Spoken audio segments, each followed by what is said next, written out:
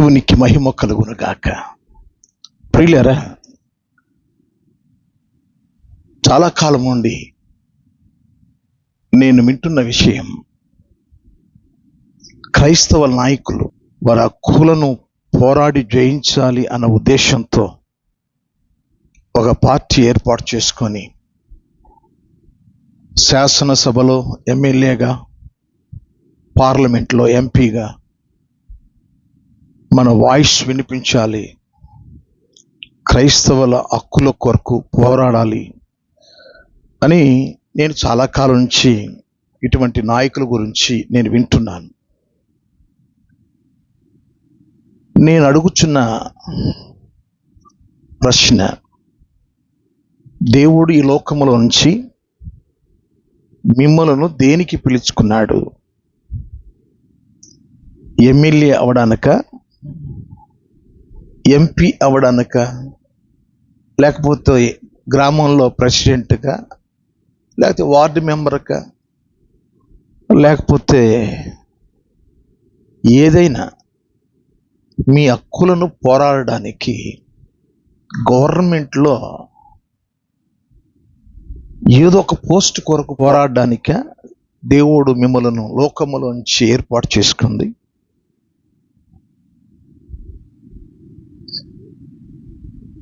పార్టీని ఎవరు ఏర్పాటు చేయమన్నారు? రాజకీయ పార్టీని ఎవరు ఏర్పాటు చేయమన్నారు? ఈ లోక సంబంధమైన చట్టసభలలో ఎమ్మెల్యేగా ఉండమని, ఎంపీగా ఉండమని దేవుడు కోరుకున్నాడా? క్రైస్తవులకు ఒక ఎమ్మెల్యే కావాలి, క్రైస్తవులకు ఒక ఎంపీ కావాలి అని దేవుడు చెప్పాడా? ఎవరు చెప్తే రాజకీయాలలో చేరి పార్టీలు స్థాపించడం, ఎమ్మెల్యేగా గెలవాలని, ఎంపీగా గెలవాలని మీకెవరు చెప్పారు? అంటే బైబిల్ చదవలేదా?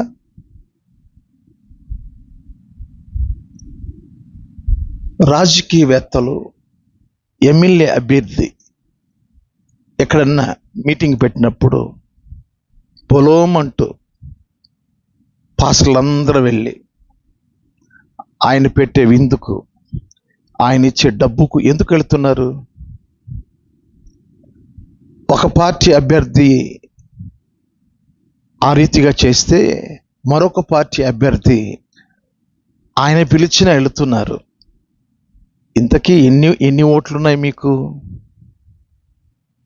అంటే క్రైస్తవ నాయకులు అనబడిన దైవజనులకు దేవుడు మిమ్మల్ని పిలిచిన పిలుపు మీకు ఇంకా అర్థం కాలేదు. పరలోక సంబంధమైన పిలుపుతో దేవుడు పిలుచుకున్నాడు, పరిశుద్ధమైన పిలుపుతో పిలుచుకున్నాడు, ఉన్నతమైన పిలుపుతో మిమ్మల్ని పిలుచుకున్నాడు అన్న విషయాన్ని మరిచిపోయారు. మీకు కావాల్సింది ఎమ్మెల్యే అభ్యర్థి పంచే బ్లాక్ మనీ కావాలి. ఈ పార్టీ ఎమ్మెల్యే, ఆ పార్టీ ఎమ్మెల్యే ఆ ఇద్దరి దగ్గరికి వెళ్ళి డబ్బులు తెచ్చుకుంటారు. ఆ పంచే డబ్బు ఏంటి? బ్లాక్ మనీ కాదా? నీకున్నది ఒక ఓటు అయితే ఇద్దరి దగ్గర డబ్బు తెచ్చుకోవడం నువ్వు మోసగాడివి కాదా? నువ్వు బోధకుడువా? నువ్వు సేవకుడువా? పైగా క్రైస్తవుల పక్షంగా ఎమ్మెల్యే కావాలని స్లోగన్లు పలుకుతావా? క్రైస్తవుల పక్షంగా ఎంపీ కావాలని ఎవరు చెప్పారు మీకు? క్రైస్తవుల పక్షంగా ఎమ్మెల్యే ఉండాలి, క్రైస్తవుల పక్షంగా ఎంపీగా ఉండాలని మీకెవరు చెప్పారు? నేను మీకు కొన్ని వాక్యాలు నేను చూపిస్తాను. యోహాను సువార్త 18వ అధ్యాయం 36వ వాక్యం. యేసు, నా రాజ్యము ఈ లోక సంబంధమైనది కాదు. నా రాజ్యము ఈ లోక సంబంధమైనదైతే నేను యూదులకు అప్పగింపబడకుండానట్లు నా సేవకులు పోరాడుదురు గాని నా రాజ్యము ఇహ సంబంధమైనది కాదు అనెను. ఇక్కడ 2 పర్యాయాలు పిలాతుతో ప్రభు చెప్పుచున్న మాట, నా రాజ్యము ఈ లోక సంబంధమైనది కాదు. మళ్ళీ 2వ పర్యాయం, నా రాజ్యము ఇహ సంబంధమైనది కాదు. మనమంతా ఎవరు మనం? క్రైస్తవులం కదా. క్రీస్తు వారు నా రాజ్యము ఈ లోక సంబంధమైనది కాదు, నా రాజ్యము ఇహ సంబంధమైనది కాదు అని మనం ఎన్నిసార్లు చదువుకున్నా? మరి ఆయన రాజ్యంలో పనిచేయడానికి వచ్చావా, లేకపోతే మానవులు జరిగిస్తున్న రాజ్యంలో ఎమ్మెల్యేగా ఎంపీగా పనిచేయడానికి పిలువబడ్డావా? నా రాజ్యం ఈ లోక సంబంధమైనది కాదు, నా రాజ్యం ఇహ సంబంధమైనది కాదు అని ప్రభువు చెప్పిన తర్వాత ఏ రాజ్యంలో నువ్వు ఎమ్మెల్యేగా ఉంటావు, ఏ రాజ్యంలో ఎంపీగా ఉంటావు? ఇదా నీ పిలుపు యొక్క ముఖ్య ఉద్దేశం? చాలామంది రాజకీయవేత్తలతో తిరుగుతూ ఉంటారు. రాజకీయవేత్తల మధ్య పేరు పొగడ్తలు సంపాదించుకోవడానికి మాటికి వారి దగ్గరికి వెళ్తూ ఉంటారు. ఎందుకు? గతంలో గవర్నమెంట్లో క్రైస్తవులు లేరా ఎమ్మెల్యేగా? గతంలో ప్రభుత్వాల్లో ఎంపీలుగా గెలవలేదా? గెలిచిన క్రైస్తవ ఎమ్మెల్యేలు ఏం చేస్తున్నారు? గెలిచిన ఎంపీలు ఏం చేస్తున్నారు? మీరెళ్ళి గెలిచి ఏదో సాధించాలని ఏదో మీరేం చేస్తారు? ఈరోజు ఎందుకు ఈ వీడియో చేయాల్సి వస్తుందంటే, దేవుడు మిమ్మల్ని పిలుచుకున్న పిలుపు మీకు అర్థం కాలేదు. చాలామంది ఇళ్ళ దగ్గరకు వచ్చి ఎమ్మెల్యే పక్షంగా డబ్బులు పంచుతూ ఉంటారు. 3 ఎమ్మెల్యే అభ్యర్థులు ఉంటే ఆ 3 ఎమ్మెల్యే అభ్యర్థులు మన ఇంటికి వచ్చి డబ్బులు పంచుతున్నప్పుడు, నాకున్నది ఒకే ఓటండి అని క్రైస్తవ విశ్వాసులు చెప్పగలుగుతున్నారా?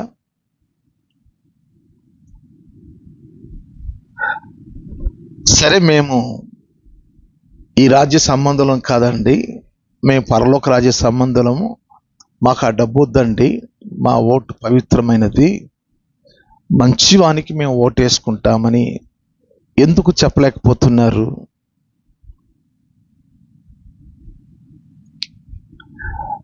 నేను మరొక విషయాన్ని మీకు జ్ఞాపకానికి తీసుకొస్తాను.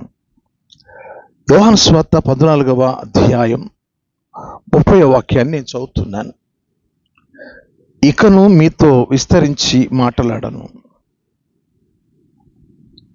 ఈ లోక అధికారి వచ్చుచున్నాడు, నాతో వానికి సంబంధము ఏమీ లేదు. నా ప్రియమైన దేవుని పిల్లరా, లోక అధికారి వచ్చుచున్నాడు, నాతో వానికి సంబంధము ఏమీ కూడా లేదు. మరి ప్రభు సంబంధం లేదు ఈ లోక అధికారితో అన్నప్పుడు, ఈ లోక సంబంధమైన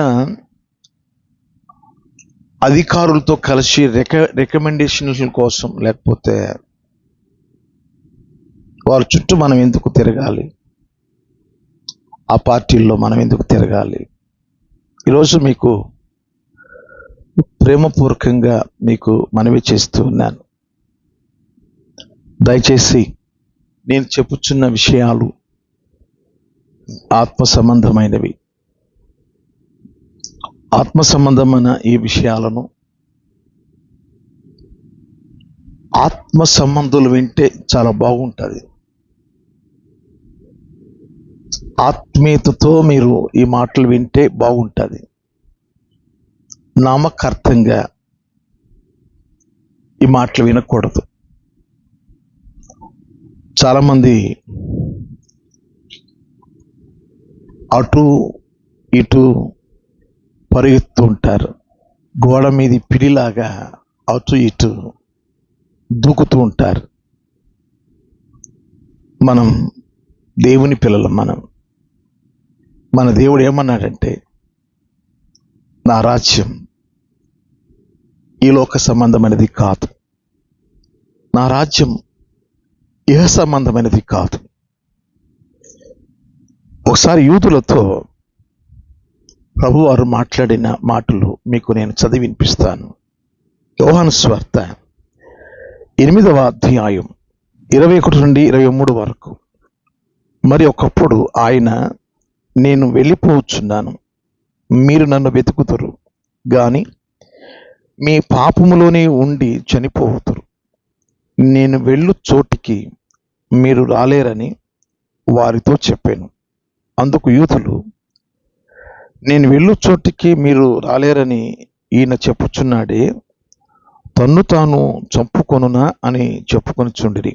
అప్పుడు ఆయన, మీరు క్రింది వారు, నేను పైనుండి వాడను.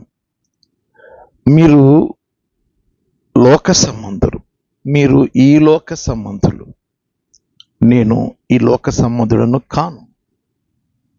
మీరు ఈ లోక సంబంధులు, నేను ఈ లోక సంబంధుడను కాను. ప్రియమైన దేవుని పిల్లలారా, మనము ప్రభువును అనుసరించుచున్నప్పుడు, ప్రభువును వెంబడించుచున్నప్పుడు ఇలా చెప్పాడు. యోహాను సువార్త 15వ అధ్యాయం 19వ వాక్యం. మీరు లోక సంబంధులు అయిన ఎడల లోకము తన వారిని స్నేహించును. అయితే మీరు లోక సంబంధులు కారు, నేను మిమ్మును లోకముల నుండి ఏర్పరచుకుంటుని. అందుచేతని లోకము మిమ్మును ద్వేషించుచున్నది. ఎందుకు క్రైస్తవులను రానియట్లేదు? క్రైస్తవులు విస్తరించిపోతున్నారు. ఈ క్రైస్తవ బోధ సరైనది కాదు అని ఎందుకు ద్వేషిస్తున్నారు? కారణం ఏమిటి? మీరు లోక సంబంధులైన ఎడల లోకము తన వారిని స్నేహించును, లోకము తన వారిని స్నేహించును. అయితే మీరు లోక సంబంధులు కారు. మనం ఈ లోక సంబంధులం కాదు అని శిష్యులతో చెప్పినట్టు, ఆయన శిష్యత్వంలో ఉన్న మనం ఈ లోక సంబంధులం కాదు. మనము కూడా పరలోక సంబంధులం. నా రాజ్యం ఈ లోక సంబంధమైనది కాదు, నా రాజ్యం ఇహ సంబంధమైనది కాదు అని చెప్పినప్పుడు, మనం ఈ లోక రాజ్యముల కొరకు మనం పోరాడాల్సిన పని ఏముంటుంది? పోరాడాల్సిన విషయాల్లో మనం పోరాడాల. దేని కొరకు పోరాడమన్నాడు కూడా చెప్తాను. ఎందుకంటే లోక నాథుడు, లోక అధికారి సాతానుడు. నాతో అతనికి సంబంధము లేదు. మనం ఈ లోకంలో ప్రత్యేకముగా ఉండాల. మూర్ఖులకు ఈ తరము వారికి వేరై రక్షణ పొందాలి. ఈ లోకంలో మనం జీవిస్తున్నప్పుడు రోజు పోరాటమే, రోజు పోరాటమే. కొలసీలకు రాసిన పత్రికలో 3వ అధ్యాయంలో 1వ వాక్యంలో, మీరు క్రీస్తు యేసునందు లేపబడిన వారైతే పైనున్న వాటిని వెతకండి, కానీ భూ సంబంధమైన వాటి మీద మనస్సు పెట్టకూడి. భూ సంబంధమైన వాటి మీద మనస్సు పెట్టకూడి, పైనున్న వాటి మీద మీరు మనసు పెట్టండి. నా ప్రియమైన దేవుని పిల్లలారా, ఈ రాజ్యం ఇవి నశించిపోయేవి. రాజ్యాల్లో ఒకరికి కూడా ఐక్యత ఉండదు. ఈ రాజ్యంలో ఎన్ని పార్టీలో, ఎన్ని పార్టీ నాయకులు, ఎంతమంది నాయకులు, ఎమ్మెల్యేలు, నా రాజ్యం ఇలా ఉండదు. మరి ఆయన రాజ్య సంబంధులుగా ఉన్న మనము ఆయన రాజ్యంలో ఉన్న విషయాలు, ఆయన రాజ్య సువార్తను గురించి ప్రకటించాలి. ఆయన రాజ్య సంబంధమైన అనుభవాలు లోకానికి మనం తెలియచేయాలి.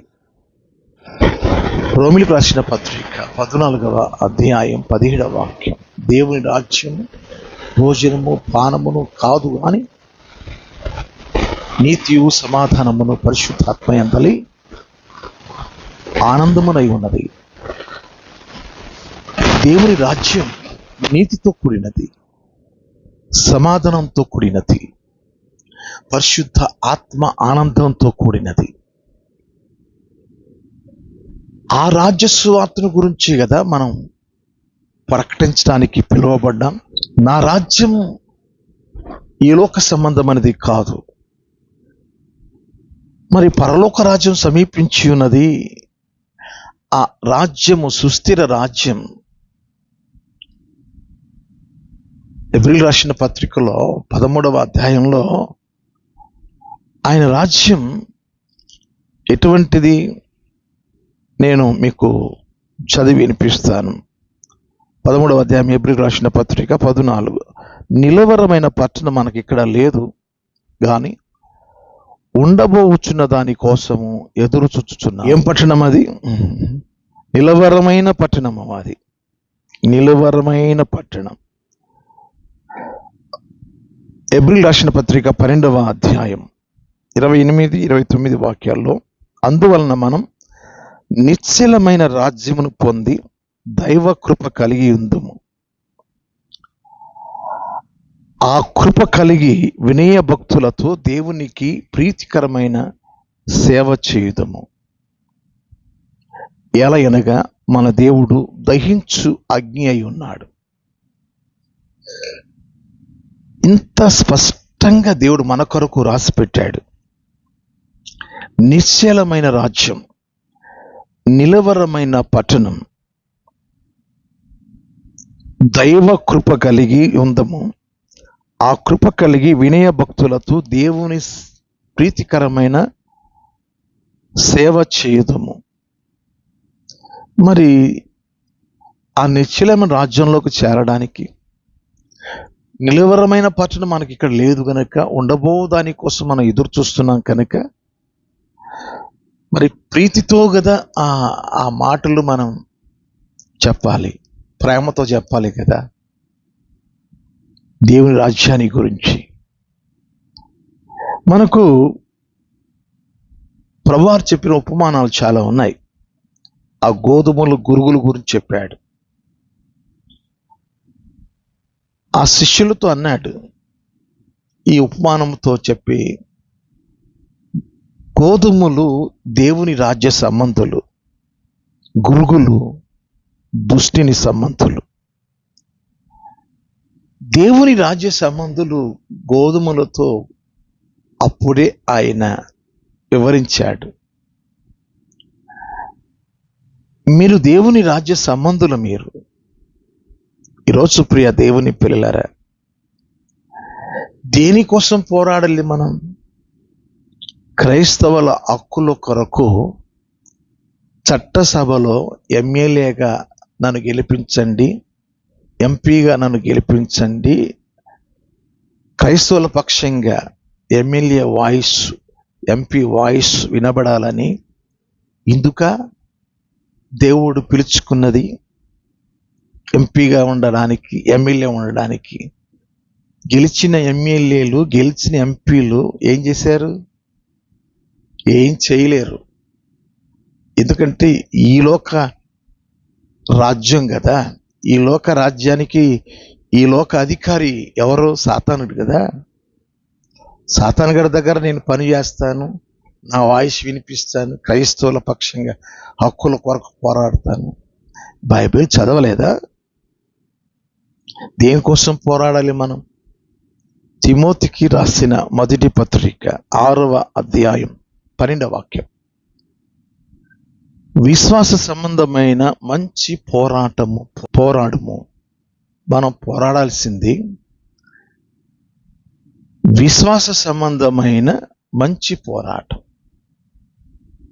విశ్వాసంతో ఈ లోకంలో మనం జీవిస్తున్నప్పుడు యోహాను రాసిన మొదటి పత్రిక 5వ అధ్యాయం 4వ వాక్యంలో, దేవుని మూలంగా పుట్టిన వారందరూ లోకమును జయించుదురు, లోకమును జయించిన విజయం మన విశ్వాసమే. విశ్వాసంతో మంచి పోరాడాల లోకాన్ని జయించడానికి. లోకంలో ఉన్నవి నేత్రాశ, శరీరాశ, జీవపు డంభం.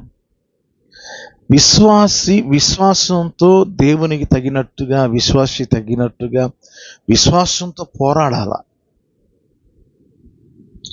విశ్వాసంతో పోరాడాలి. పోరాడకపోతే లోకాన్ని జయించలేం. లోకాన్ని జయించడానికే విశ్వాసంతో మనం పోరాడాలి. ఇంకో విషయం చెప్తాను. హెబ్రీయులకు రాసిన పత్రిక 11వ అధ్యాయం 38వ వాక్యంలో, విశ్వాస సంబంధమైన జీవితాన్ని జీవించు వారికి ఈ లోకము యోగ్యమైనది కాదు. ఈ లోకము యోగ్యమైనది కాదు. ఈ లోకము యోగ్యమైనది కాదు అన్నప్పుడు పైనున్న వాటి మీదే కదా మనసు పెట్టాలి. మన ప్రభు పైనున్న రాజ్యం కొరకే కదా ఈ లోకానికి వచ్చి ఆయన మనల్ని సిద్ధపరిచి ఆయన వెళ్ళాడు. మరి ఎటువంటి సిద్ధపాటులో మనం ఉండాలి? విశ్వాస సంబంధమైన మంచి పోరాడమన్నాడు. నేను మంచి పోరాడాను, నా విశ్వాసాన్ని కాపాడుకున్నానని భక్త పౌలు గారు చెప్పారు. తిమోతికి రాసిన 2వ పత్రిక 4వ అధ్యాయం 7, 8 వాక్యాల్లో మనం చూడొచ్చు. మంచి పోరాటం, విశ్వాస సంబంధమైన మంచి పోరాటం మనం పోరాడాలి. సెకండ్, ఎఫెసీయులకు రాసిన పత్రిక 6వ అధ్యాయం 12వ వాక్యం. మనము పోరాడునది ప్రస్తుత అంధకార సంబంధులకు, లోకనాథులతో మరియు ఆకాశ మండలమందున్న దురాత్మల సమూహములతో. ఎందుకంటే ఈ యుగ సంబంధమైన దేవత సువార్త ప్రకాశింపకుండునట్లు అనేక మంది అవిశ్వాసులైన, భక్తిహీనులైన వారి మనోనేత్రాలకు సాతానుడు గుడ్డితనం కలుగు చేస్తున్నాడు. మనం పోరాడాల్సింది అంధకార సంబంధమైన ఈ లోక నాథులతో. సెకండ్, ఆకాశ మండలమందున్న దురాత్మల సమూహములతో మనం పోరాడాలి. అంటే తుపాకీతో కాదు, అంటే ధర్నాలు కాదు, అంటే కేకలేసుకొని అరుపులు వేసుకొని కాదు, ప్రార్థన చేయడం. ప్రార్థన చేస్తే దయ్యాలు, శక్తులు కూలగొట్టబడతాయి. లోకనాథులు ఎవరైతే సువార్తను ప్రకటింపకుండా అడ్డుపడుతున్నారో, ఎక్కడ ఆటంకాలు, అవంతరాలు జరుగుతున్నాయో మనము ప్రార్థనలో పోరాడాల. తర్వాత మూడవది, లూకా సువార్త 13వ అధ్యాయం 22 నుండి 24 వరకు. ఆయన యెరూషలేము నుండి ప్రయాణమైపోవచ్చు, బోధించుచు పట్టణములలోను గ్రామములలోను సంచారము చేయుచుండెను. ఒకడు, ప్రభువా, రక్షణ పొందువారు కొద్దిమందేనా అని ఆయనను అడుగగా, ఆయన వారిని చూచి, ఇరుకు ద్వారమున ప్రవేశింప పోరాడుడి, అనేకులు ప్రవేశింపజూతురు గాని వారి వలన కాదని మీతో చెప్పుచున్నాను. అంటే విశాల మార్గము, ఇరుకు మార్గము, 2 మార్గాలు ఉన్నాయి. విశాల మార్గము అంటే వారికి ఇష్టానుసారంగా జీవించే జీవితం, అనగా లోక సంబంధమైన జీవితం, అది విశాల మార్గం. దానిలో అనేకులు వెళ్తారు. ఇరుకు ద్వారాన ప్రవేశింప పోరాడు అంటే, ఇరుకు మార్గంలో అందులో మీరు నిలవగలిగితే అది ఎక్కడికి వెళ్తుంది అంటే జీవమునకు వెళ్తుంది. అది అనేకులు వెళ్ళే విశాల మార్గం నాశనానికి వెళ్తుంది. ఇరుకు ద్వారాన ప్రవేశింపడానికి పోరాడండి అంటే అన్ని ఇరుకుగా ఉంటుంది. అంటే హింసలు ఉంటాయి, శ్రమలు ఉంటాయి, కష్టాలు వస్తాయి. ఏంటంటే రాయితీలు ఉండవు. క్రైస్తవుల పక్షంగా ఈ లోకంలో ఏ రాయితీలు ఉండవు. ప్రభువు నమ్ముకున్నందుకు, క్రైస్తవుడు అయినందుకు బాధలే అని పేతురు రాసిన మొదటి పత్రిక 4వ అధ్యాయంలో 16వ వాక్యంలో దేవుడు ముందుగా చెప్పేశాడు. కనుక ఇరుకు ద్వారాన ప్రవేశించడం అంటే ప్రభు శిలువను మోయడం, మనకు దేవుడు అప్పగించిన శ్రమల శిలువను మోసుకుంటూ ప్రభువును వెంబడించటం. ఈ రీతిగా మనం పోరాడాలి. కానీ క్రైస్తవుల హక్కుల పక్షంగా నేను పోరాడాలి. దేవుడు ఫిలిప్పీయులకు రాసిన పత్రిక 3వ అధ్యాయం 20వ వాక్యం, మన పౌర స్థితి పరలోకమందున్నది, అక్కడ నుండి ప్రభు అయిన యేసుక్రీస్తు అను రక్షకుని నిమిత్తము కనిపెట్టుకొని ఉన్నాము. మన పౌరస్థితి పరలోకమందున్నది. ఏ హక్కు దేవుడిచ్చాడు? పరలోక సంబంధమైన హక్కు మనకిచ్చాడు. క్రైస్తవుల కొరకు పోరాడే హక్కులు మనం సంపాదించుకోవాలి. క్రైస్తవుల పక్షంగా ఎన్నో హక్కులు ఉన్నాయి, వాటి కొరకు మనం పోరాడాలి. పరలోక సంబంధమైన హక్కు దేవుడు నీకు ఇస్తే పరలోక సంబంధమైన పోరాటంలో పోరాడాలి. అంతేగాని నా రాజ్యం ఈ లోక సంబంధమైనది కాదు అని ప్రభు చెప్పిన తర్వాత మనం ఏ రాజ్యం కోసం మనం పోరాడాలి? దేనికోసం పోరాడాలి? మరొక వాక్యం మీకు నేను చూపిస్తాను. యోహాను సువార్త 17వ అధ్యాయం 16వ వాక్యాన్ని నేను చదువుతున్నాను. నేను లోక సంబంధిని కానట్టు వారును లోక సంబంధులు కారు. ఆ చివరి ప్రార్థన యోహాను సువార్త 17వ అధ్యాయంలో ప్రభు ప్రార్థనలో తన శిష్యుల గురించి, వారును లోక సంబంధులు కారు, నేను లోక సంబంధిని కానట్టు వారును లోక సంబంధులు కారు. దేవుని పిల్లలమైన మనం లోక సంబంధులం కాదు, మనం పరలోక సంబంధులు. మనం మన భాష, మన యొక్క పాట, మాట, మన పరిచర్య, మన యొక్క సమస్తం పరలోక సంబంధమైనదిగా మనం ఆ ఆశ కలిగి మనం ఈ లోకంలో బతకాలి. ఫిలిప్పీయులకు రాసిన పత్రికలో 3వ అధ్యాయంలో 20వ వాక్యం మనం చదువుకున్నాం. 19వ వాక్యంలో ఆ చివరిలో ఒక మాట ఉంది. ప్రియులారా, భూ సంబంధమైన వాటి యందే మనసు ఉంచుచున్నారని అప్పటి అవిశ్వాసులైన వారితో పౌలు గారు గట్టిగా మాట్లాడాడు. నేను పూర్తిగా చదువుతున్నాను. నాశనమే వారి అంతం, వారి గడిపే వారి దేవుడు. వారు తాము సిగ్గుపడవలసిన సంగతుల యందు అతిశయపడుచున్నారు. భూ సంబంధమైన వాటి యందే మనసు ఉంచుచున్నారు. భూ సంబంధమైన వాటి యందే మనసు ఉంచుచున్నారు.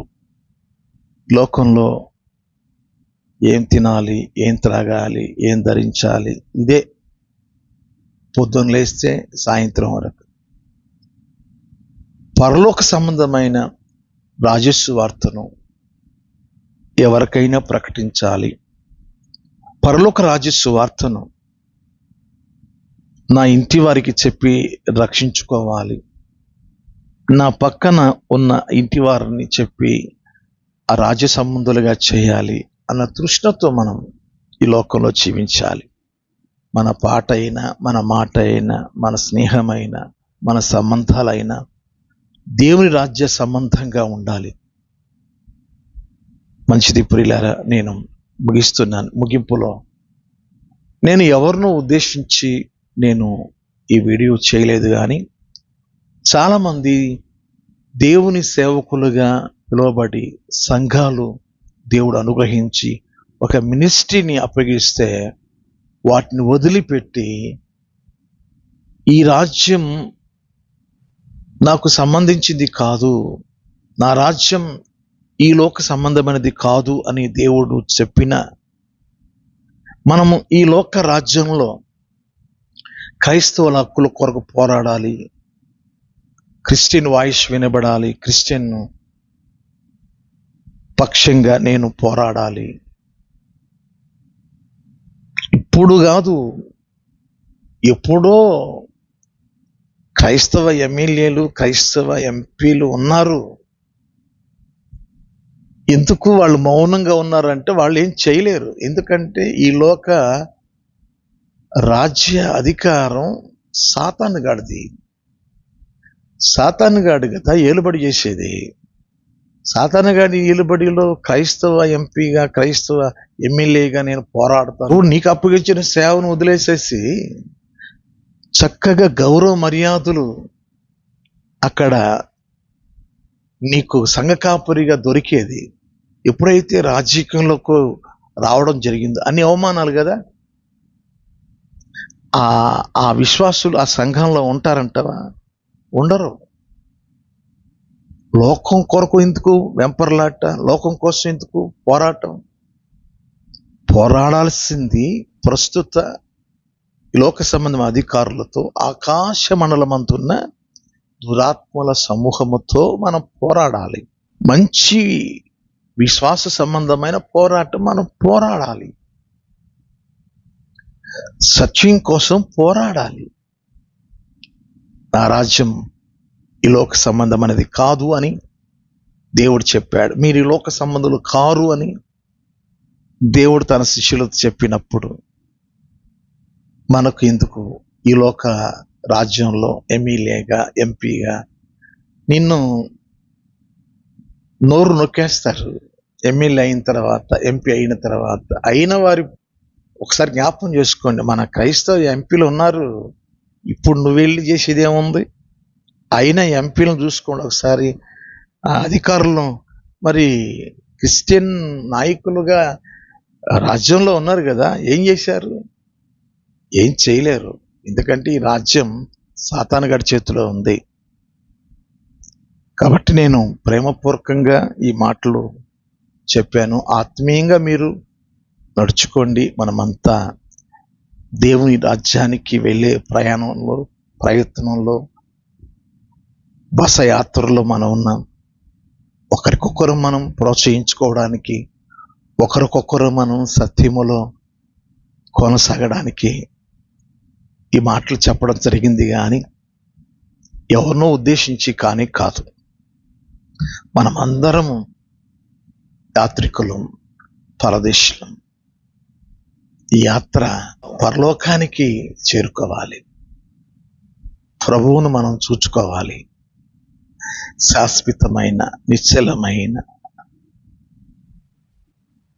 ఆ రాజ్యంలోకి చేరు వరకు, చచ్చిపోయేంతవరకు పోరాటమే. ఈ లోక స్నేహం దేవుని దృష్టికి వెర్రితనం. కాబట్టి ఈ లోకంతో మనకు పొంతన ఏమీ ఉండకూడదు.